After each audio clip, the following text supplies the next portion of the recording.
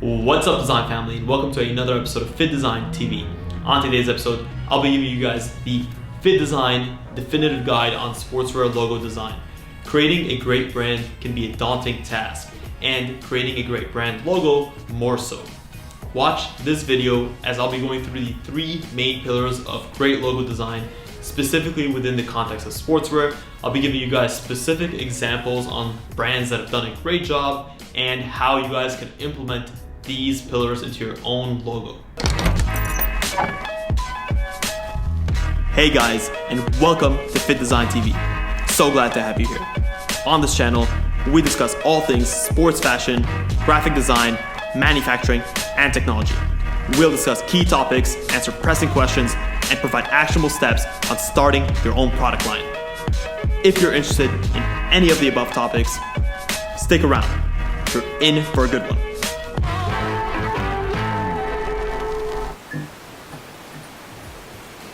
When it comes to great sportswear design, like I mentioned, there are three main pillars that we have to discuss. The first is typeface, the second is color, and the third is shape. We'll start off with typeface. Why typeface?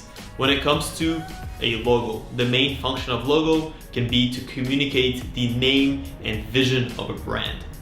We know that apparel can sometimes be like walking, talking billboards, and brands usually take the opportunity to staple and to advertise themselves all over garments. Obviously, you guys don't have to be as out there when it comes to branding, but having a clear and legible typeface is super important. Typeface is going to be composed of font, and when it comes to font, there are two main families. Without getting too much into details in terms of what the differences of these families are, you do have serif on one side and sans serif on the other. Sportswear design will typically recommend sans serif fonts. Sans serif fonts are bolder, more youthful, they have a much more legible look to them. They're very suitable for sportswear, which usually doesn't have a ton of space towards wide and loud branding. Because we're mixing and matching fabrics for functional purposes, we're adding cuts for aesthetic design, usually you end up with a logo that is forced to be scalable. You don't want to pick a font or a typeface that is going to lose its scale and it's going to have too much detail that will render it not possible to be printed in small or larger sizes.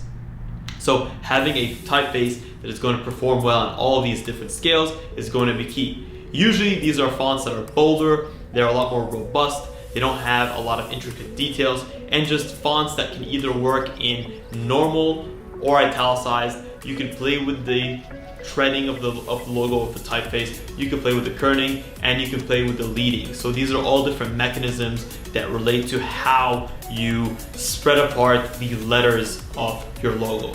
Something with too much tracking is going to look a lot more wide and spread out. Something with too little tracking is going to look a lot more bold and compact. Usually when it comes to bold and compact, you get these in sportswear designs and in general sportswear brands because they work so well. The Nike logo is a super bold font with minimal tracking between the letters in an italic shape in order to give it a dynamic look. It works really well with the swoosh logo. We'll discuss that later on. Pick a typeface that is going to work. I'll give you guys three of my recommendations for fonts to look at as a source of inspiration. You don't have to use these fonts, but they are a great starting place. Be Best New is going to be option number 1. ITC Avant-Garde is going to be option number 2.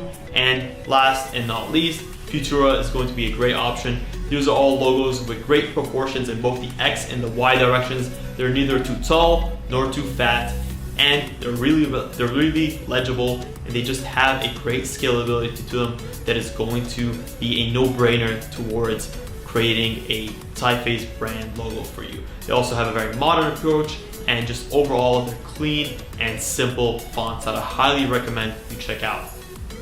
The second main consideration to think about is color. Color can have a variety of effects on the viewer, and it highly correlates to the psychology of the person who's either wearing or viewing a garment. On the opposite side of the spectrum, we have warmer colors like red, yellow, and orange, that are going to display more of an energetic, visceral look versus blue and green that are going to have a more calm and reserved and mature approach. So on the side of color, it's very important to understand the way that your color psychology is going to be conveyed, as that should highly relate to the positioning of your brand. First and foremost, without relying too much on color, you have to work your logo in a monochromatic palette. Why is this important? Logos that rely too heavily on color and gradient in order to create shade and shadow and to articulate the geometries of the logos will end up being on the back foot and limiting themselves in terms of what printing and application methods you can use. Some printing and application methods, like screen print, make adding multiple colors or gradients really hard. So your logo should be worked in a monochromatic way and still be able to retain a great understanding of its composition and its geometry. And then you can add color later in order to get variations, to spice it up a little bit, but it should work in both of these formats. And it's also important to work your logo on both black on white and white on black. Do not neglect this. Logos that neglect this end up being displeasantly surprised when it comes to switching up the color combination. I'll give you an example of this. Crocs is a great example of a logo that does this horribly. Crocs is based on a black circle with a white crocodile. When it comes to that combination, it's a logo we all know and love, it's a friendly crocodile, and it gets the message across. When you switch up the colors and you end up with a white circle with a black crocodile, you end up with a demonic, hellish alligator that just doesn't convey the other side of the story. So this is a good example of a logo that doesn't work. On the flip side, we have a logo that does work, like the Lululemon logo. It's a simple logo based on a circle with a punched out omega symbol in the middle. Having this logo on either black on white and white on black doesn't distort from the dimensions, the composition, and the overall look of the logo. There is not one option that's more jarring than the other. And this is because this logo does a great job of balancing its negative and its positive space. Again, without getting too much into detail, positive space is the space within a logo that is filled in throughout the line. So when you create your, let's just say you have a logo as a wireframe, anything within those wires, aka your coloring within the lines, is positive space. Anything that's left over is negative space. So switching between black on white and white on black can be a great way to see where your negative space and your positive space are relating, and if you have any cracks in that structure. The last pillar that we're going to look at is going to be shape. Shape is definitely not something to be neglected, and some of the best brands in the world maximize their potential with shape. Nike is a great example of an iconic brand that has never changed its logo once, and it's based on such a simple, iconic swoosh shape that it implies dynamicism, and it really just relates well to the motto of just do it. It's a logo that works well in a variety of colors. It can take on black on white, white on black. It can take on gradients. It can take on patterns. It's very versatile in its basic geometric composition. You can place it vertically, horizontally, slanted, and this is all to do with its shape.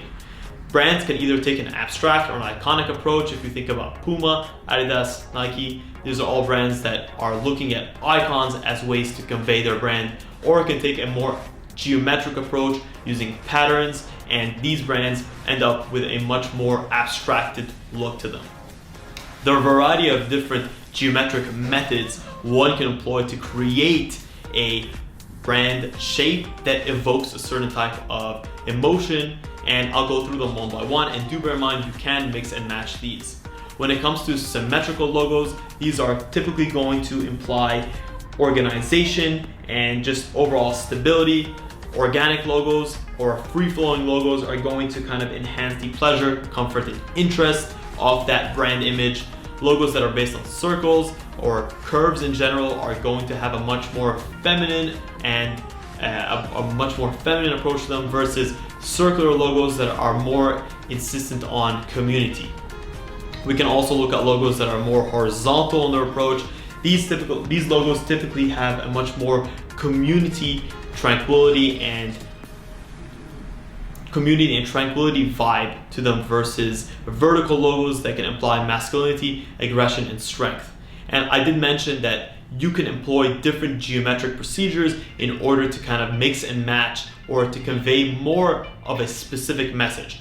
Good example of this is Audi. It's based on 3 circles placed one after another. This is a symmetrical logo. At the same time, it's quite a horizontal logo, and it's one that's based on circles. So you can see how you're mixing and matching these 3 different procedural methods in order to create a logo that can accurately convey exactly what the brand wants to convey. The most important thing when it comes to logo design is not to overthink it. A complex logo is not necessarily a better logo. You want the viewer to be able to instantly interpret what it is, and sometimes simple ideas are a lot easier to get across towards a universal audience. I'm pretty sure that when it comes to creating a logo, it can get overbearing in terms of you want to create something that can stand the test of time and can accurately convey what you want. But like I said, it's super important not to overthink it. Great logos are usually the simplest ones. Hopefully you guys have found this guide helpful. If there's anything that I missed that you think would go towards creating a great logo, leave it in the comments below. If you want us to create more of these guides that can help you guys with branding for your upcoming sportswear and activewear collections, again, feel free to leave it in the comments below. We always enjoy hearing from you guys in terms of suggestions. If you enjoyed the video, smash the thumbs up, consider subscribing if you haven't, and thank you guys so much for tuning in to FittDesign TV. Until next time, stay awesome.